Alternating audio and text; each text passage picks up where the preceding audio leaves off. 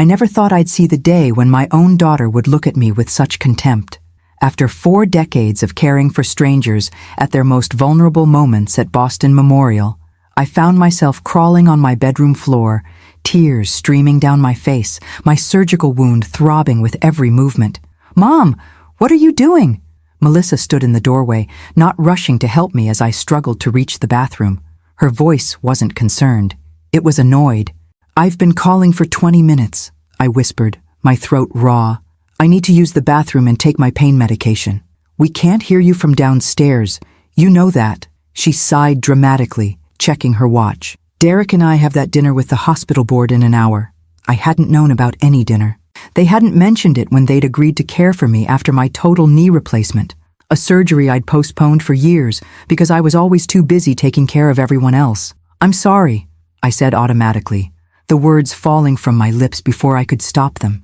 Even now, at 68 years old, I was apologizing for needing help. Melissa reluctantly helped me to the bathroom, her movements efficient but cold, so different from how I'd taught her to handle patients.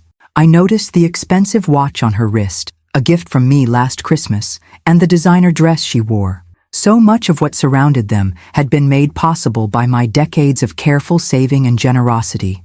When she helped me back to bed, Derek appeared in the doorway, already dressed in his tailored suit. "Everything okay in here?" he asked, not really looking at me. "Mom needs her medication," Melissa said, her voice tight. "Can you get it?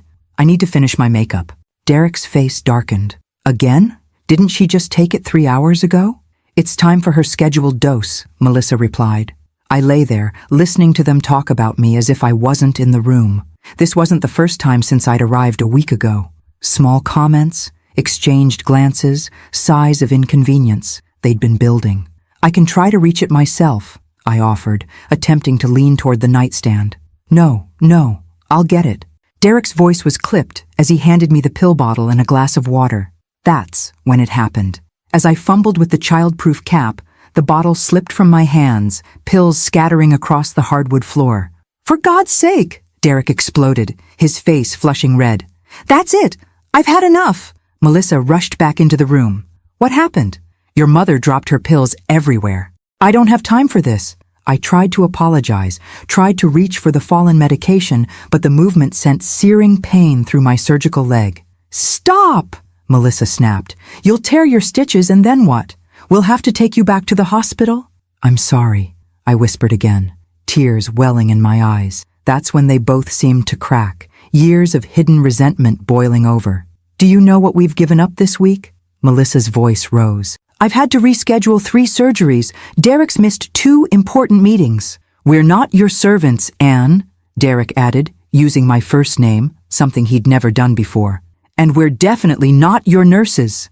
"You spent your whole life taking care of strangers," Melissa continued, her words cutting deeper than any surgical knife ever could. "Did you expect us to drop everything for you? We have careers too." "Not everyone can be the legendary Nurse Simmons," Derek muttered, the contempt in his voice unmistakable. Then came the words that shattered whatever illusions I had about our relationship. "We're not your infirmers," they shouted in unison, their faces twisted with frustration. "We have our own lives." In that moment, something crystallized within me. I saw with perfect clarity what I had refused to see for years, how my desire to be needed, to help, had allowed this toxicity to grow. I thought of the down payment I'd given them for this house, the tuition I'd paid for Melissa's medical school, the emergency funds I regularly deposited into their account, because they always seemed to be stretching beyond their means. I remembered my late husband Thomas's words before he passed 15 years ago. "Annie, you can't buy love or respect, even from family." My hands stopped shaking. My tears dried. A strange calm settled over me as I reached for my phone on the nightstand. "What are you doing?" Melissa asked, suddenly wary of my composure. "Making 2 very important calls," I replied, my voice steadier than it had been all week. "You both should go to your dinner. Don't worry about me." They exchanged confused glances, but seemed relieved to have an excuse to leave. "We'll be back around 11, Derek said, already backing toward the door. As they left, I heard them whispering, probably about what to do with me. Little did they know, I was already deciding what to do with them. I looked at my phone, took a deep breath, and dialed the first number. "Hello, this is Anne Simmons. I need to speak with Mr. Peterson in accounts, please. It's an emergency. My journey from doormat to doorkeeper had begun. When the bank manager answered, my voice didn't waver. Mr. Peterson, I need all joint accounts with Melissa and Derek Winters frozen immediately, and terminate their access to my personal accounts. Mrs. Simmons, this is unusual. Are you certain? His concern was evident, but I'd been banking there for 30 years. Absolutely certain. Also, please prepare a full accounting of all withdrawals they've made in the past 5 years. I paused, remembering the loans that were never discussed again, and cancel any automatic transfers to their accounts. After confirming my identity, he promised to handle everything immediately.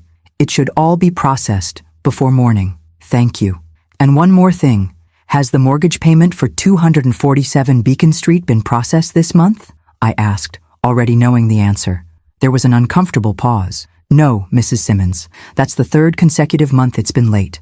I closed my eyes, another piece falling into place. Not only were they treating me like a burden, but they weren't even making payments on the house I'd helped them buy, a house that technically still had my name on the deed as co-owner. My second call was to James Harrington, my attorney for the past 20 years. Anne, is everything all right? His familiar voice was concerned. No, James, it's not. I explained the situation, my voice growing stronger with each word. I need formal eviction papers drawn up immediately. They have 48 hours to vacate the premises. That's unusually harsh. Even under these circumstances, he cautioned. Are you sure you don't want to give them more time? I thought about the cold looks, the whispers, the resentment that had clearly been festering for years while I remained blind to it. They've had plenty of time, and plenty of my money. 48 hours, James, and I want the papers delivered tomorrow morning. After hanging up, I stared at the ceiling, wondering how I'd missed the signs. Perhaps I hadn't missed them at all. I'd simply chosen to ignore them, desperate to believe that my generosity would translate into love and appreciation. The house grew quiet around me. For the first time since my surgery, I felt a strange sense of peace. The pills still lay scattered on the floor, but the pain in my knee seemed distant compared to the ache in my heart. Using the walker they'd reluctantly provided, I managed to get myself to the bathroom. Looking in the mirror, I barely recognized the woman staring back at me, hair disheveled, eyes red-rimmed, shoulders slumped. For decades, I'd been Nurse Simmons, confident, respected, the one people turned to in crisis. When had I allowed myself to become this diminished version of myself? I splashed cold water on my face and made a decision. I wouldn't spend another night in this house. Using my phone, I called the one person I knew I could count on, Vivian Torres, my friend of 30 years and former head of physical therapy at Boston Memorial. Viv, it's Anne. I hate to ask, but I need help. 20 minutes later, she was at the door, her warm brown eyes widening when she saw my condition. My God, Anne, what's happening? Where are Melissa and Derek? At a dinner, I replied simply, the inadequacy of the explanation hanging in the air. Vivian didn't need more details. She'd always seen through my excuses for Melissa's behavior. I'm taking you home with me, right now. I can't impose. Stop it, she cut me off firmly. For once in your life, let someone take care of you without argument. As she helped me gather my medications and a few belongings, I told her everything. The cruel words, the years of financial support, the mortgage they weren't paying, and the calls I'd just made. Instead of the shock I expected, Vivian nodded with grim satisfaction. It's about damn time, Annie. I've watched you give and give while they take and take for years. Why didn't you say something? I asked, wincing as we made our way down the stairs. Would you have listened? Her direct gaze held mine. You've always been determined to see the best in Melissa, even when there wasn't much to see. The truth of her words stung, but I couldn't deny them. When we reached her car, Vivian carefully helped me into the passenger seat. You know this won't be pretty when they find out, right? I nodded, watching my daughter's house, the house my money had bought, grow smaller in the side mirror. I'm counting on it. At Vivian's comfortable condo, she settled me in her guest room, which was ironically more accessible than the room Melissa and Derek had given me. As she helped me into bed, I finally allowed myself to cry. Not the silent tears of someone trying to avoid being a burden, but the deep, wrenching sobs of a woman mourning decades of misplaced devotion. Vivian sat beside me, her hand steady on my shoulder. Get it all out, honey. Tomorrow's going to be a new kind of battle. She was right. For 40 years, I'd fought to save lives, to ease suffering, to bring comfort to the sick and dying. Now, at 68, I was facing a different kind of fight. One for self-respect, for boundaries, for the recognition that generosity without reciprocity isn't kindness. It's self-destruction. As I drifted off to sleep in Vivian's guest room, my phone buzzed with a text from Melissa. "Dinner running late. Don't wait up." I turned off my phone without responding. They'd discover soon enough that I wasn't waiting up. In fact, I wasn't waiting for anything anymore. The nurse who had spent her life attending to others was finally attending to herself. I woke to the sound of my phone ringing incessantly. The digital clock on Vivian's nightstand read 9:17 a.m., 23 missed calls and 35 text messages, all from Melissa and Derek. "Where are you?" "Mom, this isn't funny. Your walker is still here, but you're gone. Answer your phone." The latest message, received just minutes ago, was different. "There's some man here with legal papers." What's going on? So James had delivered the eviction notice. I could picture Melissa's face, the shock, the disbelief, the rapid calculation of what this meant for her carefully constructed life. Derek would be pacing, running his hands through his hair the way he did when hospital budgets didn't balance. My finger hovered over the call button, but Vivian gently took the phone from my hand. "Breakfast first," she said firmly. "You'll need your strength." She helped me to her dining room, where she'd prepared eggs, toast, and fresh fruit. I couldn't remember the last time someone had made me breakfast. At Melissa's, I'd been expected to fend for myself, despite barely being able to stand. "They found the papers," I said, picking at my toast. Vivian nodded. "Good. How do you feel?" "Terrified, relieved, guilty." I looked up at my friend. "Is that strange? To feel guilty about standing up for myself? For you? It's practically a reflex." Vivian's eyes were kind but unflinching. "You've spent your life making sure everyone else's oxygen mask was secure before even thinking about your own." My phone rang again. Melissa's face appeared on the screen. "You should answer," Vivian said, "but put it on speaker. I want to hear what that ungrateful daughter of yours has to say." I took a deep breath and pressed the green button. "Hello, Melissa." "Mom, where are you?" Her voice was shrill, panicked. "There's some lawyer here saying we have to leave our house in 48 hours. And the bank called Derek saying our accounts are frozen. What's happening?" "I think you know exactly what's happening," I replied, my voice calmer than I felt. "I've simply taken your words to heart. You're not my nurses, and I'm not your ATM." "Is this because of what we said yesterday?" "We were stressed, Mom. You can't possibly—" "I can, and I have." I cut her off, surprising myself with my firmness. "The house payments you've been forgetting to make for the past 3 months? That stops now. The emergency funds you've been using for vacations and renovations? That stops too. How did you—" "We were going to catch up on those payments." Derek's voice now. They had me on speaker too. "This is completely unreasonable." "Is it?" I asked. "Tell me, Derek, was it reasonable to leave your mother-in-law crawling on the floor for 20 minutes when she needed help? Was it reasonable to resent caring for me for 1 week when I paid for your wife's entire medical education?" Silence on the other end. Then Melissa, her voice suddenly softer, calculating. "Mom, you're upset, and you have every right to be.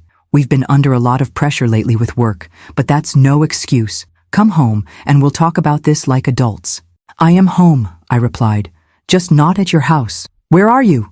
The panic was creeping back into her voice. "With someone who actually cares about my well-being." I glanced at Vivian, who gave me an encouraging nod. "The eviction stands, Melissa. You have until tomorrow morning." "You can't do this. Where are we supposed to go?" "You're both highly paid medical professionals. Figure it out." The words felt foreign in my mouth, direct, unapologetic. "This isn't you, Mom." Melissa's voice dropped to a whisper. "Someone's influencing you." "Is it Vivian?" "I bet it's Vivian." My friend rolled her eyes so dramatically I almost laughed despite the tension. "No one is influencing me except you and Derek. You showed me exactly who you are and what I mean to you. Consider it a valuable lesson, one I should have learned years ago." "We'll fight this," Derek interjected. "You can't just throw us out of our home." "Actually, I can. Check the deed, Derek. My name is still on it because you insisted it would be easier for the mortgage application. The mortgage you haven't been paying, by the way." I could hear them whispering frantically to each other, no doubt realizing the precariousness of their position. "Mom?"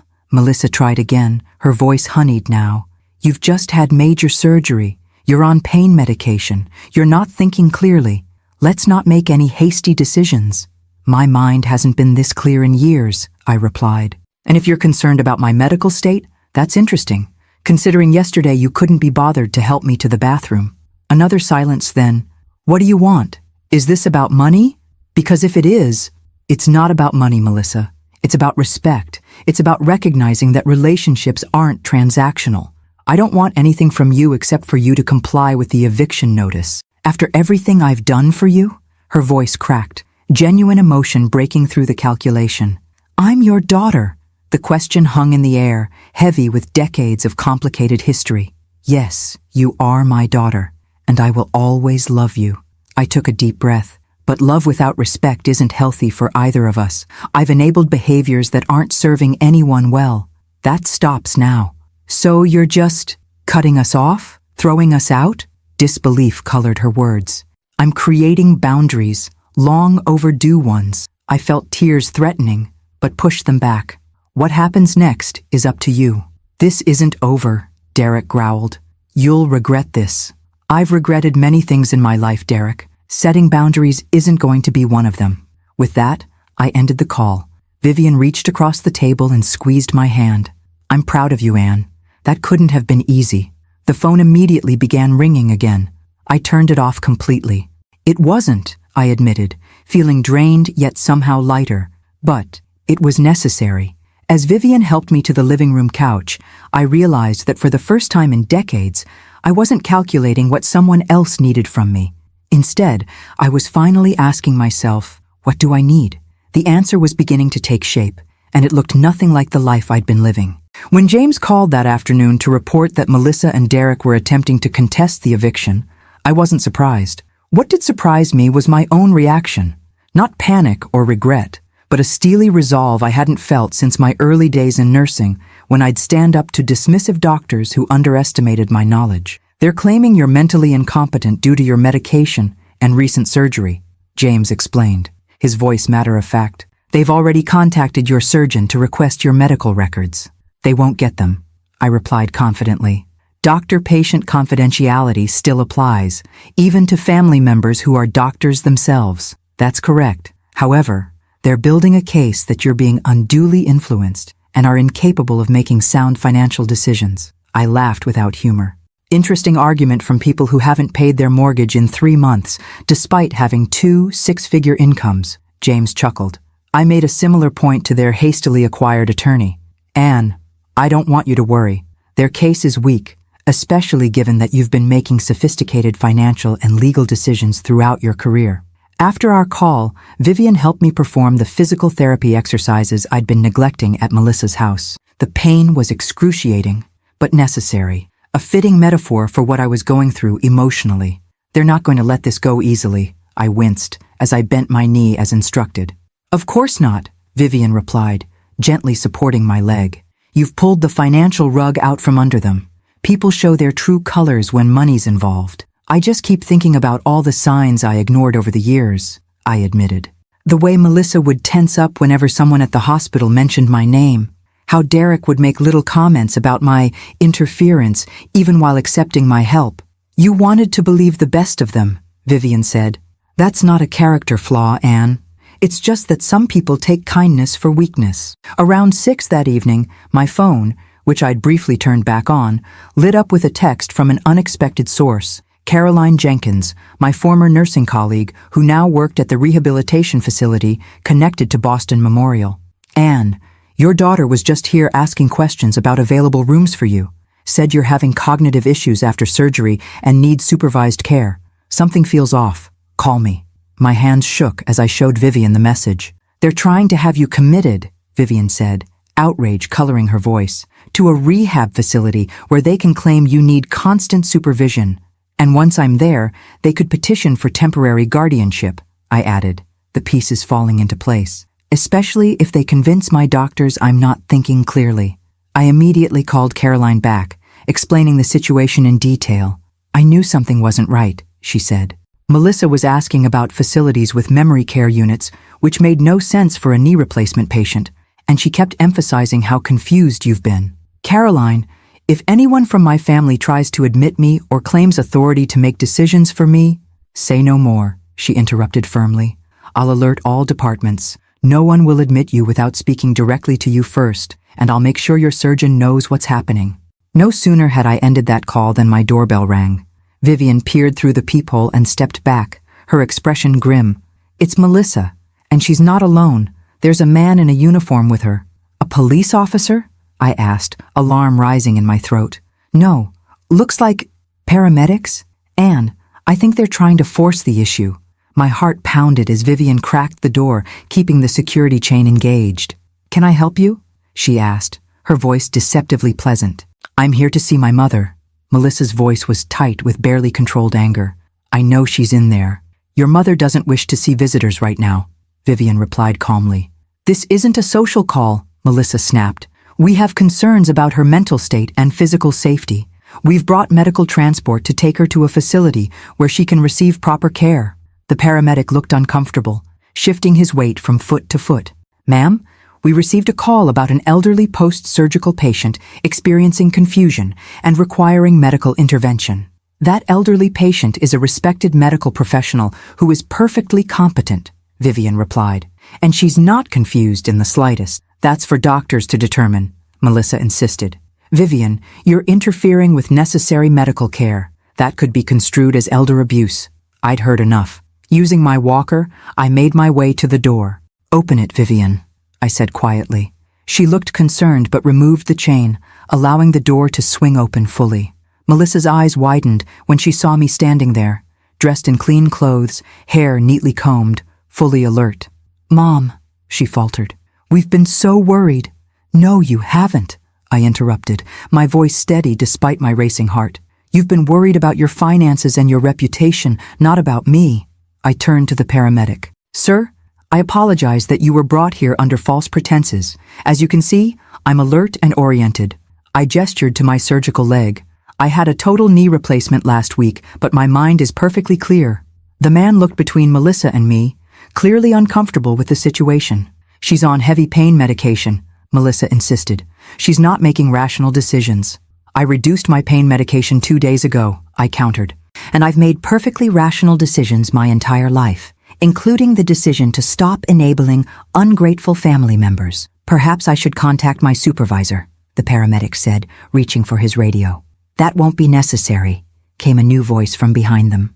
James stood in the hallway, his imposing figure a welcome sight. I'm Mrs. Simmons's attorney, and I have paperwork proving her competency was assessed just this morning by an independent psychiatrist. This was news to me. James had been busy indeed, but I didn't let my surprise show. Melissa's face flushed with anger. You had no right to freeze our accounts. That money was promised to us. And there it was, the real reason for this desperate attempt. Not concern for my well-being, but panic over their financial situation. I had every right, I replied calmly, and I never promised you unlimited access to my life savings. What about everything you owe me? After all I've sacrificed? Tears welled in her eyes, but I recognized the manipulation for what it was. Sacrificed? I echoed, incredulous. I paid for your education, your wedding, your house, and held it over my head my entire life, she shouted, mask finally dropping completely. Always the perfect Nurse Simmons, making sure everyone knew how generous she was, while making me feel like I could never measure up. The paramedic backed away, clearly wanting no part of this family drama. James stepped forward, placing himself between Melissa and me. I think it's time you left, he said firmly. Any further communication should go through me. As Melissa was ushered away, still protesting, I caught a glimpse of something in her eyes that I'd never fully acknowledged before. Not just anger or entitlement, but deep-seated resentment that had been festering for years. I closed the door and leaned heavily on my walker, suddenly exhausted. Are you okay? Vivian asked gently. No, I admitted, but I will be. What I didn't say was that something had broken inside me, the last tenuous thread of the illusion that my relationship with my daughter could ever be what I'd hoped for. It was a death of sorts, and like any death, it would require mourning. But first, I needed to protect myself from the storm that was clearly just beginning. The next morning, my phone rang with a number I didn't recognize. Wary after yesterday's confrontation, I almost didn't answer. Hello? Mrs. Simmons? This is Dr. Harrison, your knee surgeon. His familiar voice was concerned. I thought I should call you directly. Your daughter has been rather persistent about your post-operative care. I sighed, sinking deeper into Vivian's comfortable armchair. Let me guess. She suggested I'm experiencing unusual confusion or cognitive decline. Something along those lines, he confirmed. She's requested copies of your surgical reports and medication lists, citing concerns about adverse reactions. As your surgeon, I found that odd since she was present during our pre-surgical consultations where we discussed all potential side effects. Dr. Harrison, I want to be completely transparent with you, I said.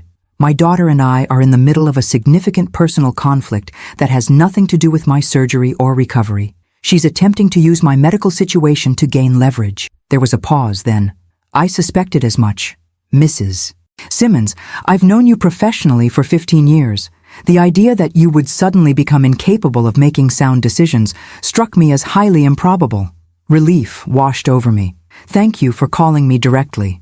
Of course, and just to put your mind at ease, I've noted in your file that all medical information requires your explicit personal authorization. Your status as a healthcare professional affords you certain considerations. After hanging up, I turned to Vivian, who had been listening from the kitchen. She's trying every angle, isn't she? Of course she is, Vivian replied, bringing me a cup of tea. You've cut off her financial supply line. People get desperate when the gravy train stops running. Throughout the day, more calls came in, each one revealing how extensively Melissa was trying to undermine me. My primary care physician, my pharmacist, even the director of nursing at Boston Memorial where I'd worked for decades, all reaching out to verify the concerning reports they'd received from my worried daughter. Each conversation strengthened my resolve. These were my colleagues, people who knew my character and capabilities. Their calls weren't just professional courtesy, they were acts of respect for the relationships we'd built over years. By afternoon, James arrived with news about the eviction. They've moved out, he reported, settling onto Vivian's sofa. Not willingly, of course. The sheriff had to be present, and there was quite a scene according to my paralegal who oversaw the process. Where will they go? Despite everything, I couldn't help but worry. James and Vivian exchanged a look I couldn't quite interpret. They're adults with resources, James reminded me gently. That's not your concern anymore. Old habits, I admitted. I've spent my entire life worrying about Melissa. And how has that worked out for you? Vivian asked, not unkindly. Before I could answer, my phone rang again. This time, it was Robert Chen, the bank manager I'd spoken with 2 days earlier. Mrs. Simmons, I wanted to let you know that your son-in-law came to the bank today quite agitated. He was demanding access to your accounts, claiming you'd authorized him as your financial proxy. My blood ran cold. I did no such thing. We're well aware, he assured me. Our security team escorted him from the premises after he became belligerent. However, I thought you should know he was carrying what appeared to be documents with your signature on them. Forgeries, I whispered, the betrayal cutting deeper than I thought possible. Most likely, Robert agreed. Nevertheless, I've placed additional security measures on all your accounts requiring in-person verification for any significant changes. After thanking him, I sat in stunned silence, the magnitude of what was happening finally hitting me full force. They're trying to steal from me, I said, my voice barely audible. My own daughter and her husband are actively trying to take control of everything I have. James leaned forward, his expression grave. Anne, I think it's time we discuss a restraining order. That seems so extreme, I protested weakly. What's extreme is attempting to have your mother committed to a facility under false pretenses, Vivian countered. What's extreme is forging financial documents. Deep down, I knew they were right. This wasn't a simple family disagreement that would blow over. It was a calculated attempt to seize control of my assets and autonomy. There's something else we need to discuss, James added, pulling out a folder from his briefcase. Your will and healthcare proxy. I assume Melissa is currently named in both? I nodded, the reality of what needed to be done settling heavily on my shoulders. We need to change that immediately, he said. Given recent events, having Melissa in a position to make financial or medical decisions for you poses a significant risk. For 40 years, I'd never considered naming anyone but my daughter as my heir and proxy. Even after Thomas died, it seemed the natural order of things, mother to daughter, generation to generation. Who would I name instead? I asked, genuinely at a loss. Vivian squeezed my hand. That's entirely your decision, Anne, but it should be someone you trust completely, someone who has your best interests at heart. As if on cue, my phone lit up with a text message from Caroline. Thought you should know. Several of us from the old nursing team are putting together a rotation schedule to help with your recovery once you're ready. No one messes with one of our own. Just say the word. Tears welled in my eyes as I showed the message to Vivian and James. You see, Vivian said softly, family isn't always blood. That evening, as Vivian helped me with my exercises, my phone rang again. This time, it was my grandson, Tyler, Melissa's 19-year-old son who was away at college in California. Grandma? What's going on? Mom and Dad aren't making any sense and they're saying you've lost your mind or something? His genuine confusion touched me. Tyler had always been a sweet boy, somewhat removed from his parents' materialistic values. It's complicated, sweetheart, I began, unsure how much to share. Your parents and I are having a serious disagreement about some financial matters. Is it true you kicked them out of their house? He asked hesitantly. The house is in my name, I explained. And yes, I asked them to leave after they made it clear they weren't willing to help me recover from my surgery. There was a pause, then, is that why you paid for that summer program for me last year? So you could hold it over everyone's heads later?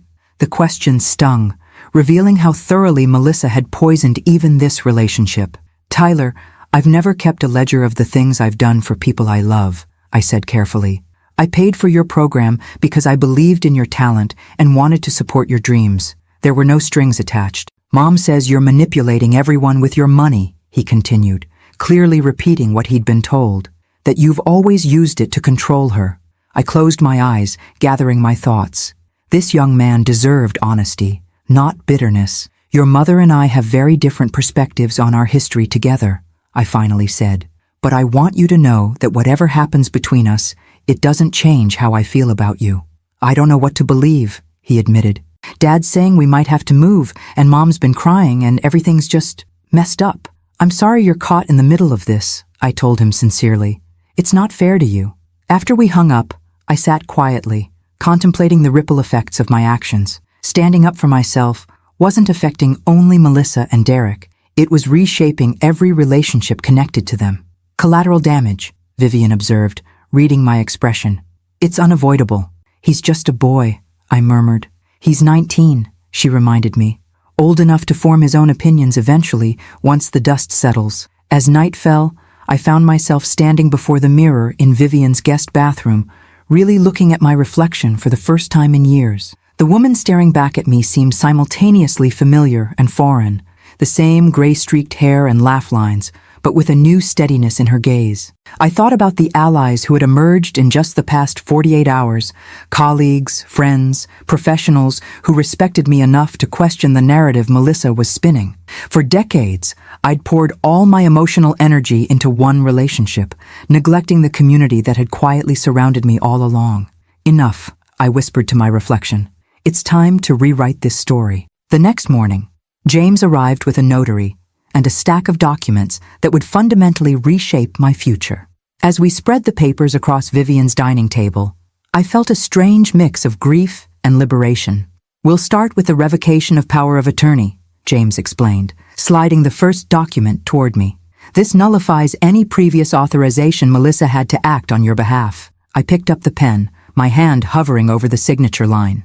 Will this be public record? Yes, James confirmed. That's partly the point, to create an official paper trail showing you've explicitly removed her authority. I signed my name with a surprisingly steady hand.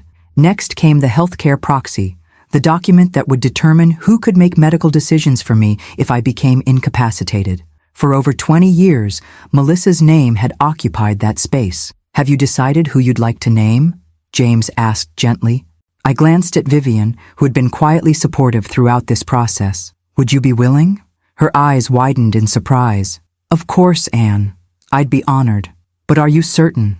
More certain than I've been about anything in years, I replied. I trust you with my life, literally, in this case. As I signed that document, I felt a weight lifting.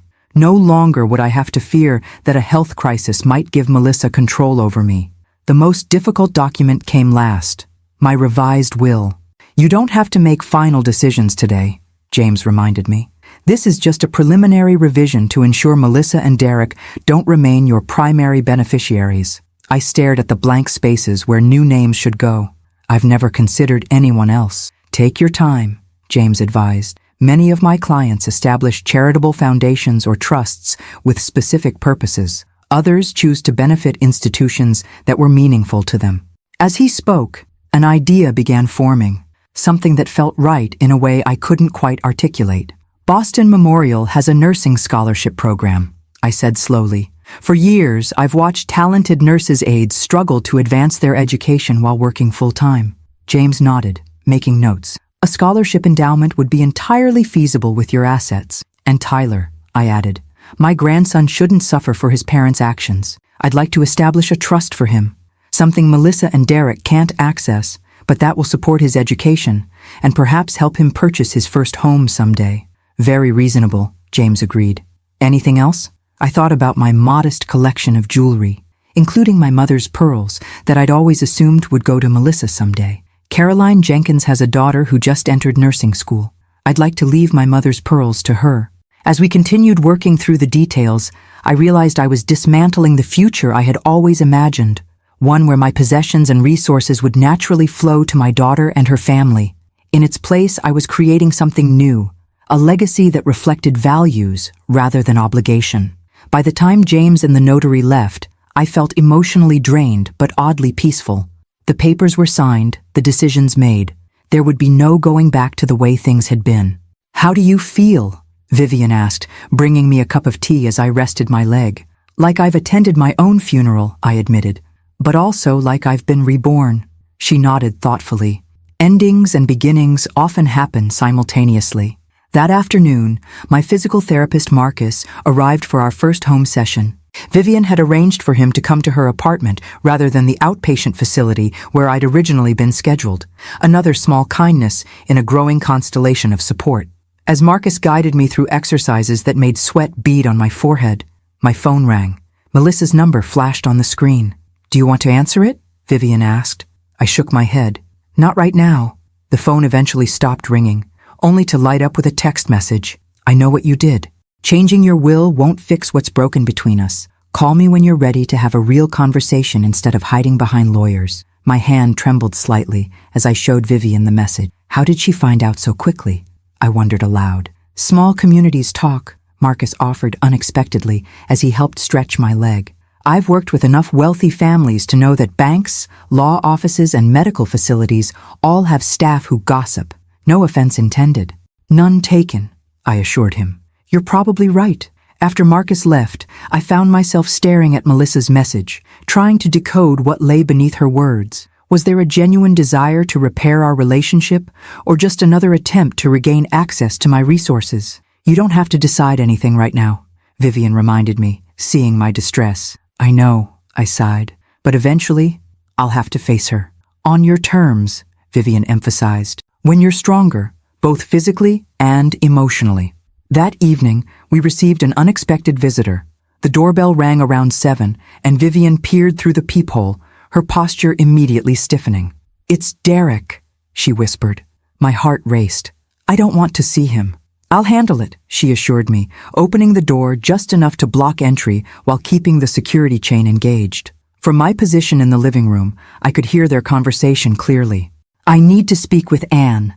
Derek's voice was tightly controlled. She's not receiving visitors, Vivian replied firmly. This is between family, he insisted. You have no right to interfere. I have every right to decide who enters my home, Vivian countered, and Anne has made it clear she doesn't wish to speak with you. Just tell her we're staying at the Marriott downtown. Derek's voice dropped, almost pleading now. Our credit cards are being declined. We can't access any accounts. Does she understand what she's doing to us? I believe she understands perfectly, Vivian replied coldly. Melissa's a mess, he continued. Is that what she wanted? To destroy her own daughter? Something in his words struck me as fundamentally wrong, the assumption that my actions were designed to hurt rather than to protect myself. Before Vivian could respond, I called out, It's all right, Viv. Let me answer him. Using my walker, I made my way to the door. Vivian looked concerned but stepped aside. Derek's appearance shocked me. Just 3 days had passed since I'd left their house, but he looked disheveled, his usually immaculate appearance now rumpled and tired. "Anne," he began, his tone conciliatory, "this has all gotten out of hand. We need to talk." "No, Derek," I interrupted quietly. "What we need is space and time. What you and Melissa need is to experience the consequences of your actions and attitudes." So this is punishment?" His facade of politeness cracked slightly. "This is reality," I corrected him. "The reality that 2 adults with medical degrees and 6-figure salaries should be able to support themselves without draining their elderly mother's accounts. You've always been so generous before," he argued. "How were we supposed to know you'd suddenly change the rules?" The entitlement in his question left me momentarily speechless. Then, with perfect clarity, I replied, "Perhaps when you told me you weren't my nurses, you should have remembered that I was never your banker." I closed the door then, not waiting for his response. My hands were shaking, but not from fear, from a surge of power I'd forgotten I possessed. "Bravo," Vivian said softly. That night, I lay awake long after Vivian had gone to bed, replaying Derek's words in my mind. Our credit cards are being declined. How had they, 2 highly paid professionals, become so financially dependent on me that a few days without access to my accounts had left them unable to pay for a hotel room? The answer was uncomfortable, but obvious. I had created this situation through years of unquestioning generosity. Their entitlement had grown in direct proportion to my enabling. As painful as this upheaval was, perhaps it was necessary, not just for me, but for them as well. With that thought, I finally drifted off to sleep, dreaming not of the past I was leaving behind, but of the future I was reclaiming. 2 weeks after my confrontation with Derek, I was settling into a new rhythm.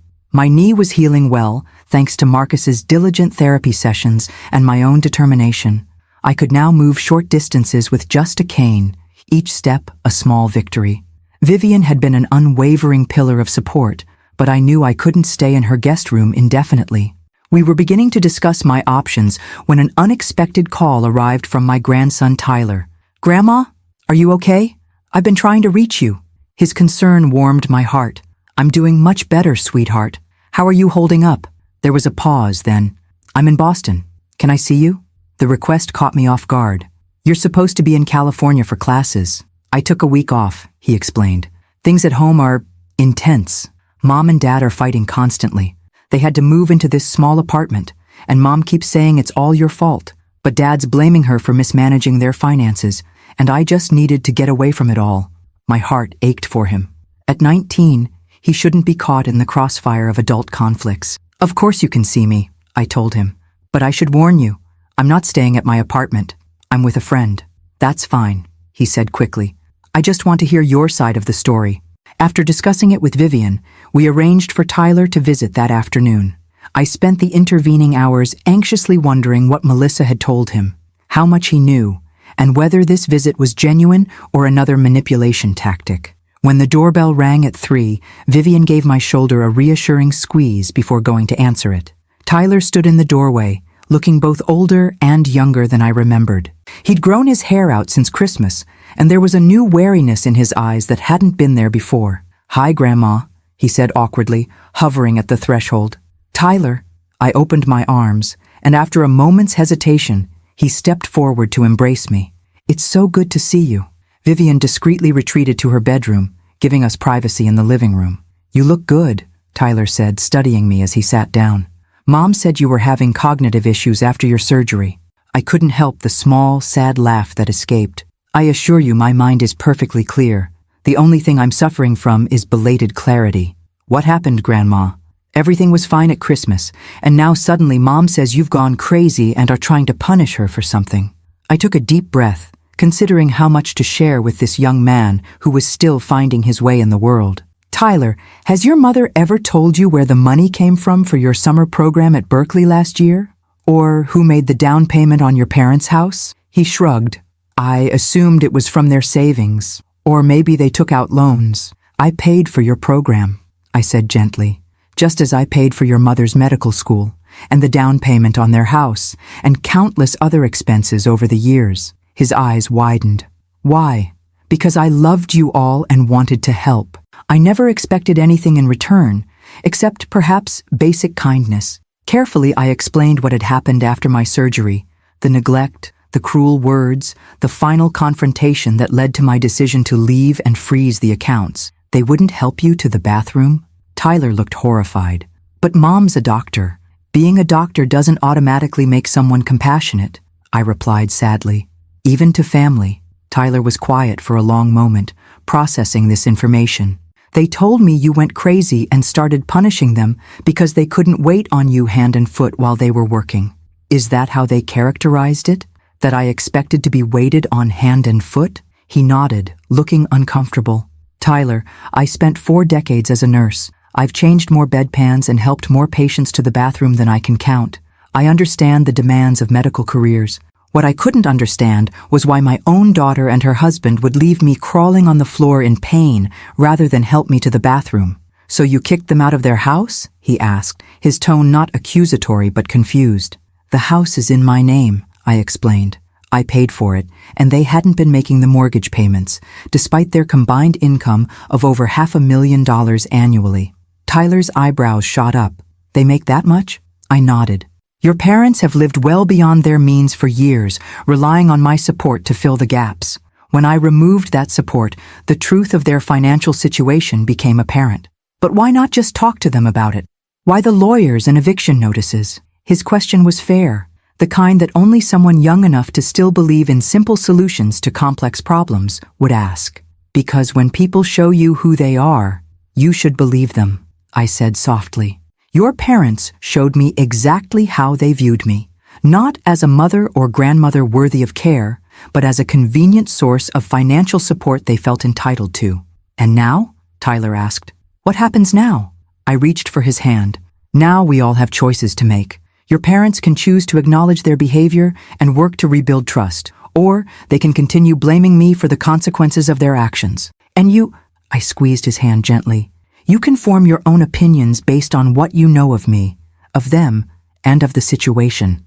They want me to convince you to unfreeze the accounts, he admitted, not meeting my eyes. Mom said, if I could just talk some sense into you, everything could go back to normal.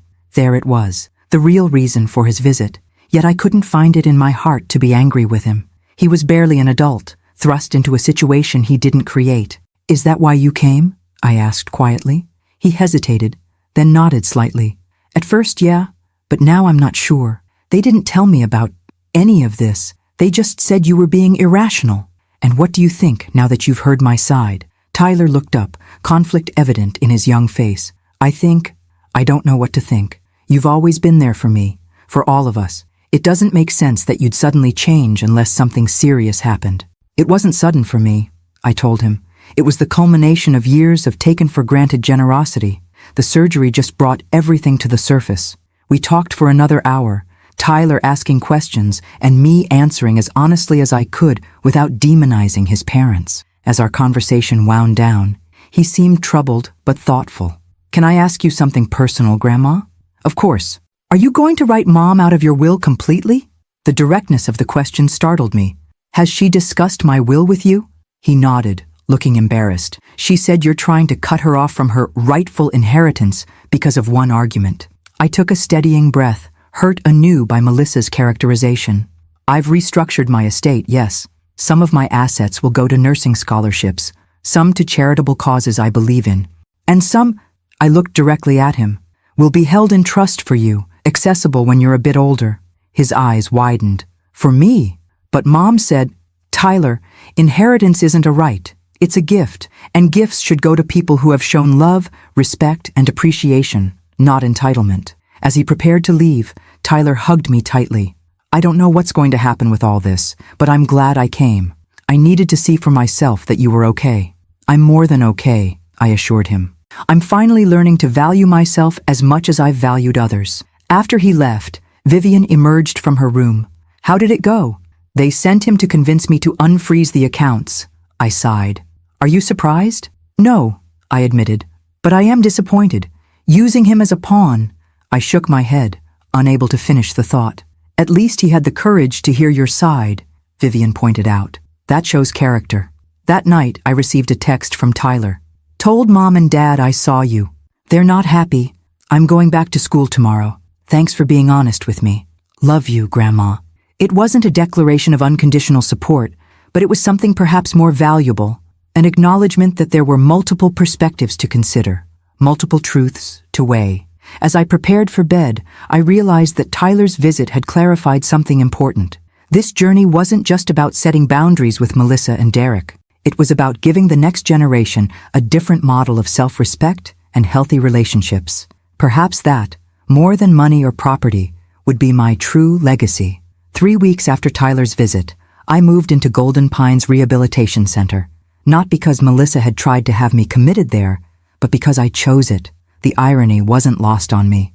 Are you sure about this? Vivian asked as she helped me pack my few belongings. You're welcome to stay with me until you're fully recovered. I'm sure, I replied, carefully folding a sweater. You've been incredible, Viv, but I need to start rebuilding my independence. The truth was more complex than I admitted to Vivian. Yes, I needed to regain my physical strength, but I also needed emotional space, room to process the seismic shifts in my life without feeling like a burden to anyone else. Golden Pines was where I'd sent countless patients over the years, confident they would receive excellent care. Caroline had arranged for me to have a private room overlooking the center's gardens, and many of the staff were former colleagues who greeted me with genuine warmth rather than professional detachment. Nurse Simmons, exclaimed Maria, who had once been a new graduate under my supervision and was now the rehabilitation unit's manager. We've got you in our best room, though it feels strange to have you as a patient rather than giving us orders. Please, it's just Anne now, I reminded her with a smile, and I promise to be a model patient. My days quickly fell into a structured rhythm: physical therapy in the mornings, occupational therapy in the afternoons, and quiet evenings reading or talking with other residents. The work was painful, but purposeful, each day bringing measurable progress in my knees' flexibility and strength. What I hadn't anticipated was how the center would become a gathering place for my newfound support system. Vivian visited daily, often bringing small treats or magazines. Caroline stopped by during her breaks, keeping me updated on hospital gossip. Even Dr. Harrison came to check my surgical site personally, rather than sending a resident. You've made quite the impression on people over the years, Vivian observed one afternoon as she watched a procession of visitors leave my room. I've never seen someone in rehab with such a steady stream of visitors. I never realized, I admitted. When you're working, you don't think about the connections you're building. You're just doing your job. No, Vivian shook her head firmly. You were never just doing your job, Anne. You were investing in people, and now they're returning that investment. A week into my stay, Marcus, my physical therapist, brought unexpected news during our session. Your daughter's been calling the center, he mentioned casually as he helped me navigate the parallel bars, asking about your progress, your expected discharge date, whether you're receiving visitors. My steps faltered. What have you told her? Nothing without your permission, he assured me. Patient confidentiality still applies, even with family members, but she's persistent. I nodded, unsurprised. Melissa doesn't give up easily when she wants something. Is there anything you'd like us to tell her if she calls again? Marcus asked carefully. I considered the question as I completed another length between the bars. Just that I'm progressing well and will contact her when I'm ready. That evening, alone in my room, I found myself staring at my silent phone. 3 messages from Melissa remained unopened, along with one from Derek. Part of me wanted to delete them unread. Another part felt compelled to know what they contained. Before I could decide, a soft knock at my door interrupted my thoughts. Maria peeked in, her expression apologetic. I'm so sorry to bother you, Anne, but there's someone insisting on seeing you. She says she's your daughter. My heart raced. Melissa's here? Maria nodded. At the front desk. She's claiming it's her right as next of kin to assess your care situation. I told her visiting hours are over, but she's threatening to call the hospital administration. The old me would have acquiesced immediately, avoiding conflict at all costs. But I was no longer that woman. Please tell her that I'm not accepting visitors this evening, I said firmly, and remind her that as a medical professional, she should respect patient privacy and protocols. Maria looked relieved. I'll tell her, and I'll alert security, just in case. After she left, I sat with the knowledge that for the first time in our adult relationship, I had denied Melissa access to me. It felt both terrifying and exhilarating. Minutes later, my phone rang, Melissa's number flashing on the screen. This time, I answered. "Hello, Melissa. They won't let me see you." Her voice was tight with controlled anger. "What have you told them about me?" "Only that I'm not accepting visitors this evening," I replied calmly. "It's been a tiring day. I'm not just any visitor. I'm your daughter, your only child." The emphasis on only was pointed, a reminder of the unique position she believed she held. "Yes, you are," I acknowledged, "and when I'm ready to see you, I'll let you know." "Ready?" she scoffed. "What does that even mean? We need to talk about what you've done. The accounts, the house, the will. You can't just cut me out of your life over one bad day." "It wasn't one bad day, Melissa," I said quietly. "It was the culmination of years of imbalance in our relationship. And we will talk, eventually, but not tonight, and not until I'm stronger." "Tyler said you've been manipulating him too," she accused, "telling him you've set up some trust fund for him while cutting me out." The distortion of my conversation with Tyler stung, but didn't surprise me. I didn't manipulate anyone. I simply answered his questions honestly. "You know what? Fine." Her voice hardened. "Stay in that place with all your nurse friends fawning over you. Play the victim. But don't expect me to come crawling back when you realize how lonely life is without family." "Is that what you think this is about?" I asked, genuinely curious. "That I want you to crawl back? Isn't it? Isn't this whole dramatic production designed to make us grovel for forgiveness?" I sighed deeply. "No, Melissa. This isn't about punishment or groveling. It's about recognizing my own worth and setting healthy boundaries, something I should have done decades ago." "Boundaries," she repeated mockingly. "Is that what your therapist is calling it? Because from where I'm standing, it looks like plain old revenge." "I'm sorry you see it that way," I said, refusing to be baited into anger. "When you're ready to have a real conversation, one that acknowledges how your actions affected me, I'll be here. Until then, I need space to heal, both physically and emotionally." "Whatever, Mom.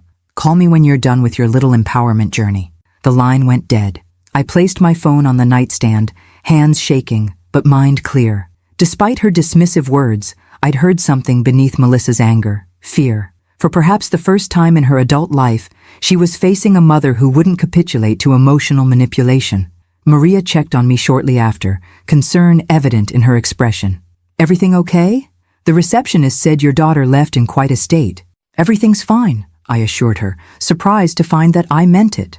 "Actually, better than fine.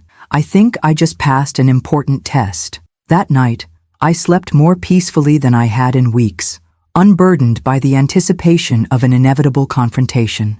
It would come eventually, but on my terms, when I was ready. The next morning, Marcus noted my improved mobility during therapy. "Something's different today," he observed as I completed my exercises with new determination. "You're moving with more confidence." I smiled, thinking of the emotional weight I'd set down the night before. "Let's just say I've finally stopped carrying unnecessary baggage." He laughed, not fully understanding the double meaning, but appreciating my renewed spirit. "Whatever it is, keep it up. At this rate, you'll be ready for discharge ahead of schedule." As I worked through my exercises, I realized that this rehabilitation was about far more than my knee. I was rebuilding myself from the inside out, stronger, more balanced, and finally aligned with my own truth. 6 weeks after my surgery, I was discharged from Golden Pines with a certificate of completion that the staff had playfully decorated with gold stars. My knee, while still stiff in the mornings, was functioning better than it had in years. I could walk unassisted, climb stairs cautiously, and even stand long enough to cook simple meals. It was time to go home, not to Melissa's house or Vivian's guest room, but to my own apartment that had stood empty these past weeks. "Are you sure you don't want to stay with me a bit longer?" Vivian asked as she helped me pack my belongings.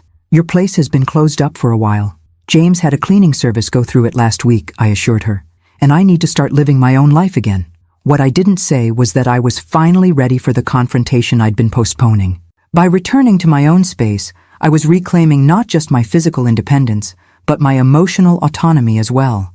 As Vivian drove me home, I felt a mixture of anticipation and trepidation. My apartment building, an elegant pre-war structure in Back Bay, had always represented security to me.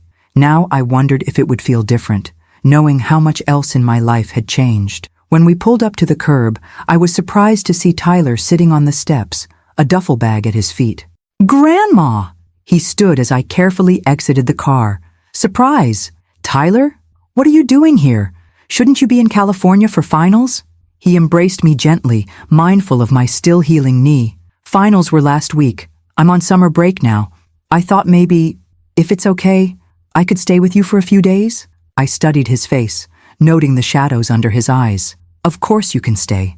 But does your mother know you're here?" His expression tightened. "Yeah, she knows. That's kind of why I'm here, actually." Once inside my apartment, which smelled freshly cleaned but still unmistakably like home, Tyler helped Vivian bring in my belongings while I settled onto my familiar sofa with a sigh of relief. "It's good to be home," I murmured, running my hand over the familiar fabric. After Vivian left with promises to check in tomorrow, Tyler sat across from me, his posture tense. "What's going on, sweetheart?" I asked directly. "You didn't fly across the country just to welcome me home." He took a deep breath. "Mom and Dad are getting divorced." The news stunned me. Despite their many flaws, Melissa and Derek had always seemed like a united front, particularly when it came to financial matters. "I'm so sorry," I said sincerely. "When did this happen?" "Dad moved out about 3 weeks ago. They've been fighting constantly since everything with you happened." Tyler looked down at his hands.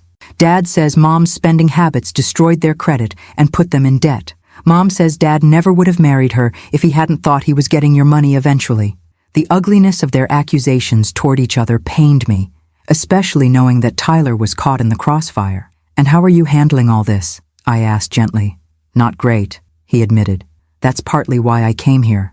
I needed to get away from both of them for a while." "I understand," I assured him, reaching for his hand. "You're always welcome here. There's something else," he added hesitantly. "Mom knows I'm here, and she wants to come talk to you. She says it's time to clear the air." I tensed involuntarily. "Did she put you up to this? Ask you to soften me up first?" "No." Tyler looked genuinely offended. "I mean, she knows I was coming to see you, but this was my idea. I'm tired of being stuck in the middle.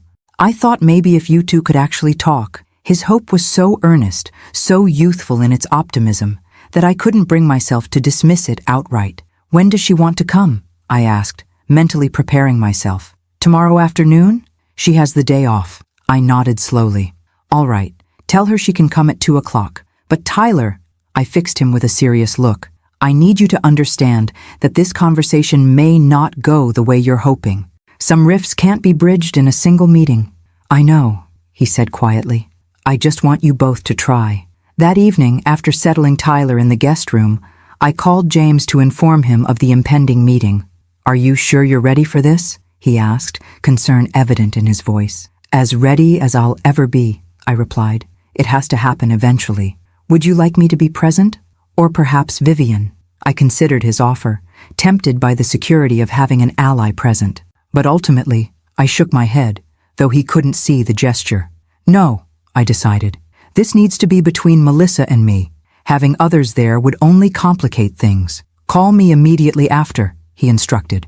"And remember, you don't have to agree to anything on the spot. You can always say you need time to consider." The next morning, I woke early, a lifetime of hospital shifts having permanently altered my internal clock. I found Tyler already in the kitchen, attempting to make breakfast. "I thought you might like some protein after all that hospital food," he explained, somewhat sheepishly presenting a plate of slightly overcooked eggs. "It looks wonderful," I assured him, touched by the gesture. As we ate, I studied my grandson, his father's height and build, but with hints of Melissa's features around the eyes and mouth. He was the best of both of them, untainted by the materialism and resentment that had poisoned their relationship with me. "Tyler," I began carefully, "about today's meeting with your mother." He looked up expectantly. "I want you to make yourself scarce while she's here. Go to a movie, visit the public garden. Anything. This conversation needs to happen without an audience." He frowned slightly. "But what if—" "No what ifs," I said firmly.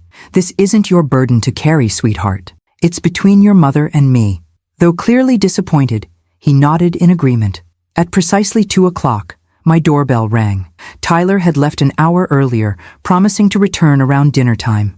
I took a deep breath, straightened my shoulders, and opened the door. Melissa stood in the hallway, looking both familiar and foreign. She'd lost weight, her tailored suit hanging slightly loose on her frame, and there was a new hardness around her mouth. "Mom," she said, her voice carefully neutral. "Melissa," I replied, stepping back to allow her entry. "Please come in."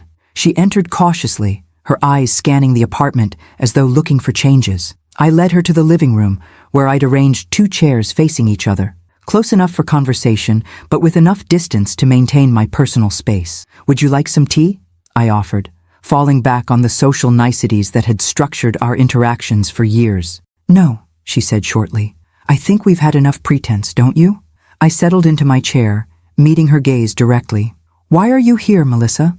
"Tyler thinks we need to talk," she said, her tone suggesting she found the idea dubious at best. "And what do you think?" She sighed, some of her defensive posture deflating. "I think our relationship is beyond repair, but I also think we need closure."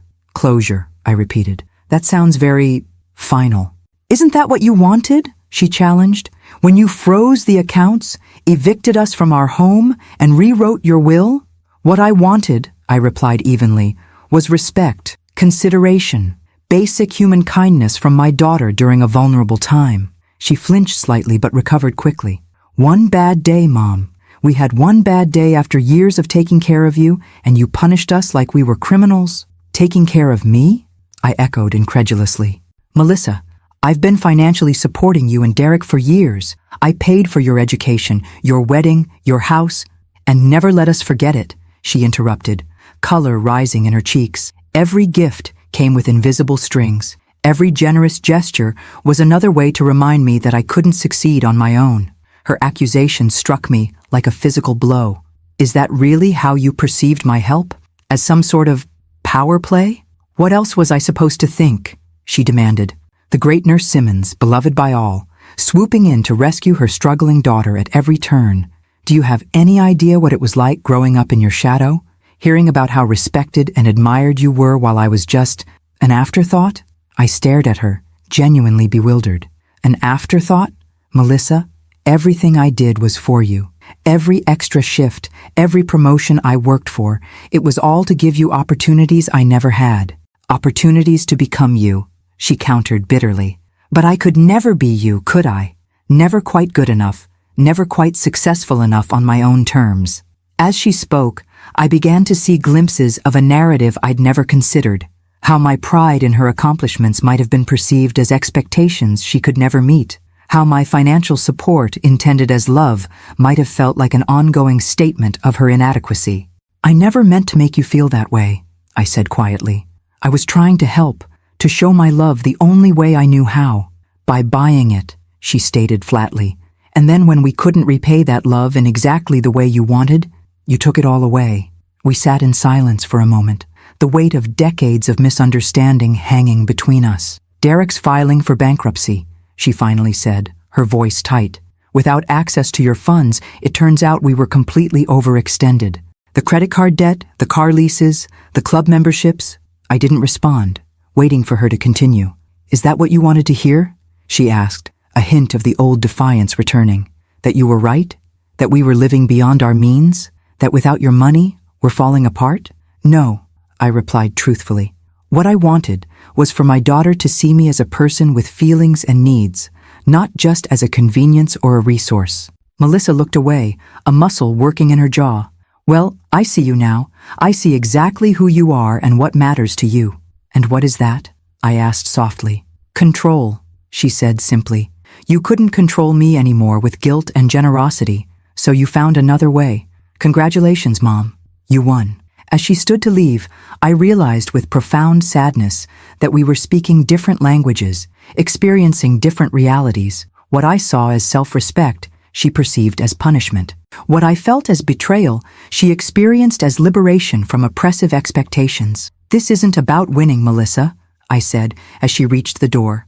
"There are no winners here." She paused, her back to me. "Tell Tyler I'll call him tomorrow." After she left, I sat motionless, feeling the full weight of what had just transpired. There had been no reconciliation, no tearful embraces or promises to do better. Instead, there had been truth, painful, unvarnished truth from both sides. And yet, despite the ache in my heart, I felt an unexpected sense of peace. For perhaps the first time, Melissa and I had spoken honestly to each other, without the veneer of politeness that had masked our true feelings for so long. It wasn't closure, it wasn't healing, but it was real. And reality, however painful, was preferable to the comforting illusions I'd lived with for decades. When Tyler returned that evening, his hopeful expression quickly faded as he took in my solemn demeanor. "It didn't go well, did it?" he asked, settling beside me on the sofa. "It went, honestly," I replied carefully. "Sometimes honesty doesn't feel good in the moment." He nodded, seeming older than his 19 years. "Mom texted me. She just said, 'Some rifts can't be repaired.' Is that true?" I considered his question, wanting to be truthful without destroying his hope entirely. "Some rifts can't be repaired in the ways we initially hope," I said finally. "But that doesn't mean healing is impossible. It just might look different than we expected." "Different how?" "Well," I began, gathering my thoughts, "perhaps instead of trying to recreate what was lost, we build something new, with clearer boundaries and more honesty." Tyler was quiet for a moment, processing this. "She's really hurting, you know. Even before everything happened with you, she was always trying to prove something. To herself, to Dad, to everyone at the hospital." His insight surprised me. "When did you become so perceptive?" He shrugged, a small smile breaking through his serious expression. "I watch people. Always have. Maybe that's why I'm studying psychology instead of medicine like Mom wanted." We ordered pizza that night, a rare indulgence in my usually health-conscious household, and talked about lighter topics, his studies, his friends in California, his plans for the summer. "Actually," he said as we finished the last slices, "I was wondering if I could stay here for the summer. Not the whole time. I have a research position lined up in August, but for June and July?" The request warmed me. "Of course you can. But what about your parents? Dad's moving to Chicago for a new job, and Mom—" He hesitated. "Mom's not in a great place right now. The apartment they're renting is tiny, and she's working all the time. I think we'd just make each other miserable." I reached for his hand. "You're always welcome here, Tyler, for as long as you need." Over the next few weeks, a new rhythm emerged in my apartment. Tyler slept late, as college students do, while I continued my morning exercises to strengthen my knee. We shared meals, watched old movies I'd loved at his age, and gradually settled into a companionable routine that felt both novel and deeply familiar. One morning, as I returned from my daily walk, now extended to a full mile, I found Vivian waiting outside my building. "Surprise inspection," she announced with a grin. "I want to see how you're really doing, not just the sanitized version you give me on the phone." Over coffee in my kitchen, she studied me with a critical eye. "You look good, Anne. There's color in your cheeks again." "I feel good," I admitted. "Better than I have in years, actually." "And how are things with Melissa?" I sighed, stirring my coffee absently. "We're at an impasse. She believes I betrayed her. I believe she betrayed me. Neither of us seems capable of seeing the other's perspective." "Give it time," Vivian advised. 6 months ago, you wouldn't have even acknowledged there was another perspective to consider." Her observation struck me as profoundly true. For decades, I'd operated under the assumption that my intentions were transparent, that everyone could see that my generosity came from love, not control.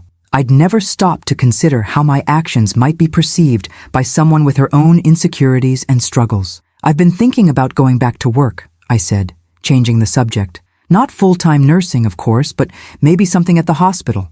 They're always looking for patient advocates." Vivian raised her eyebrows. "Are you sure that's wise? Melissa works there." "It's a big hospital," I pointed out. "And besides, I can't organize my life around avoiding my daughter forever." The truth was, I missed feeling purposeful. The weeks of recovery had given me time to reflect on what truly mattered to me. And while financial security and self-respect were important, so was the sense of contribution that had defined most of my adult life. "Well," Vivian said thoughtfully, "if anyone can navigate that potential minefield, it's you. Just promise me you'll be careful." 3 days later, I submitted my application for a part-time position in the hospital's patient advocacy department. A week after that, I was called for an interview. The morning of the interview, I stood before my closet, surveying my options. Most of my work clothes felt too formal for the role I was seeking, while my casual attire seemed too relaxed. Finally, I settled on a teal blouse that Tyler had once told me brought out the color in my eyes, paired with simple black slacks and low heels. As I prepared to leave, Tyler emerged from his room, rubbing sleep from his eyes. "Big day, right?" he yawned. "The interview?" I nodded, suddenly nervous. "Is it ridiculous for a 68-year-old woman to be anxious about a job interview?" "Not at all," he assured me. "It shows you care." He gave me a quick hug before shuffling toward the kitchen in search of breakfast. "You've got this, Grandma. Just be yourself. Be myself." Such simple advice, yet so profound. For most of my life, I'd defined myself through my relationships and responsibilities. Nurse, wife, mother, widow, provider. Now I was learning to define myself on my own terms. The interview went better than I'd anticipated. The department director, a woman about 15 years my junior, had actually been one of my nursing students decades earlier. "Nurse Simmons," she greeted me warmly. "I can't tell you how thrilled we are to have you apply. Your reputation for patient advocacy precedes you." 2 hours later, I left the hospital with a job offer and a start date for the following Monday. 3 shifts per week, helping patients navigate the increasingly complex healthcare system, using my experience and knowledge to ensure their voices were heard. It felt right. As I walked toward the parking garage, a familiar figure emerged from the hospital's main entrance. Melissa, in her white coat, deep in conversation with a colleague. She hadn't seen me yet, and for a moment I considered ducking behind a pillar to avoid an awkward encounter. Instead, I straightened my shoulders and continued walking. When she finally looked up and noticed me, her expression flickered through surprise, wariness, and something else I couldn't quite identify. "Mom?" She excused herself from her colleague and approached me cautiously. "What are you doing here?" "I had an interview," I replied simply. "In patient advocacy. I start next week." She blinked, clearly taken aback.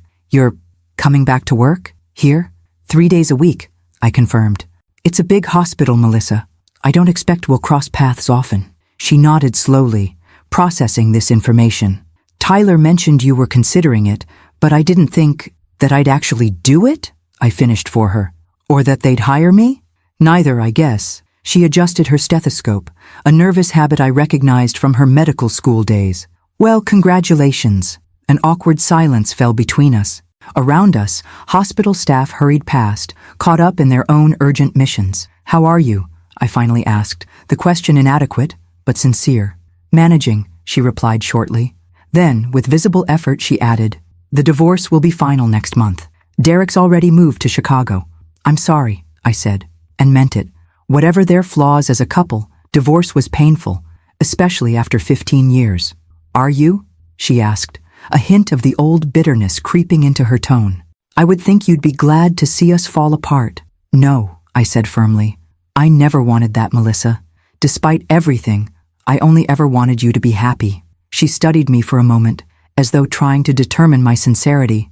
"Tyler seems happy staying with you. He's a remarkable young man," I said, grateful for the safer topic. "You should be proud of him." "I am," she acknowledged. "He's the one thing Derek and I did right." Another silence, less tense than before. "I should get back," she finally said, gesturing toward the hospital. "Surgery in 20 minutes. "Of course." She hesitated, then added, Maybe we could have coffee sometime to discuss how we'll handle working in the same facility." It wasn't an olive branch exactly, more like a pragmatic acknowledgement of our new reality. But it was something. "I'd like that," I replied. As she turned to go, I called after her. "Melissa, I meant what I said before. I do want you to be happy." She paused, not turning back fully. "I know, Mom. In your way, you always did." It wasn't forgiveness or reconciliation. It wasn't even particularly warm, but it was honest. And after decades of politeness masking deeper resentments, honesty felt like a foundation we might eventually build upon. That evening, as Tyler and I celebrated my new position with takeout from my favorite Thai restaurant, I found myself filled with an unexpected sense of optimism. "You seem different," Tyler observed, studying me over his pad Thai. "Lighter, somehow." "I feel different," I admitted. "For the first time in my life, I'm making choices based solely on what I want and need, not on what I think others expect of me." "And how does that feel?" he asked. I considered the question, searching for the right words. "It feels like rebirth, Like I'm finally becoming the person I was always meant to be. At 68? He teased gently. Why not? I smiled. Some flowers bloom late, but they bloom just as beautifully. As the evening sun filtered through my apartment windows, casting everything in a golden glow, I realized that the painful journey of the past months had led me not to an ending, but to a beginning. The relationship I'd tried so desperately to preserve might never be fully restored, but in its place, something new was emerging. A life defined by authenticity rather than accommodation, by self-respect rather than self-sacrifice. It wasn't the future I had once imagined, but as I looked at my grandson across the table and thought about my new role at the hospital, I knew with absolute certainty it was the future I deserved, and for the first time in decades, that knowledge was enough.